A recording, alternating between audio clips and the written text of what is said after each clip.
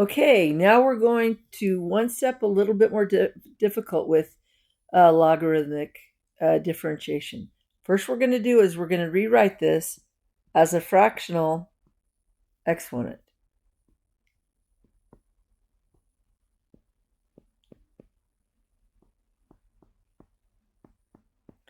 And then when we take the natural log of both sides, notice this exponent will come down in front.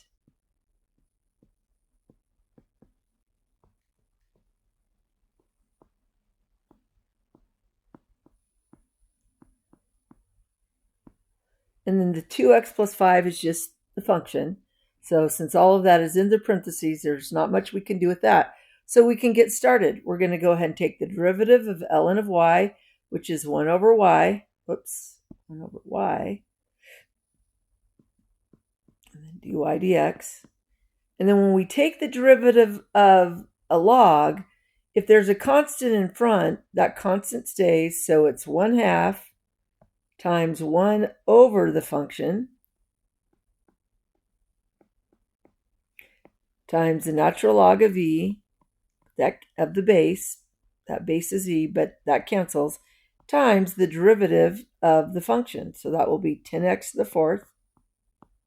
Then you're going to simplify that. Half of 10 is 5, so this will be 5x to the fourth over the expression 2x to the fifth plus 5.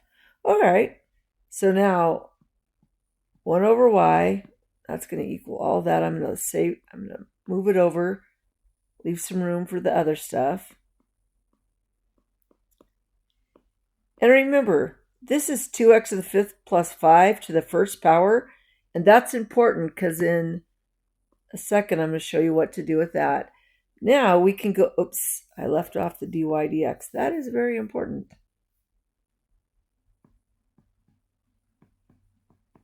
So now we can multiply both sides by y, but when I multiply this side by y, I'm going to write this as a fractional exponent. I'm going to change y to 2x to the fifth plus 5 to the 1/2 power.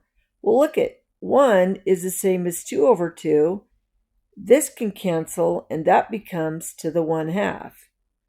So what you end up with is dy over dx is equal to 5x to the fourth over the square root of 2x to the fifth plus 5. There you go. That is how you use logarithmic differentiation to find the derivative of this function. All right, that's it for this one.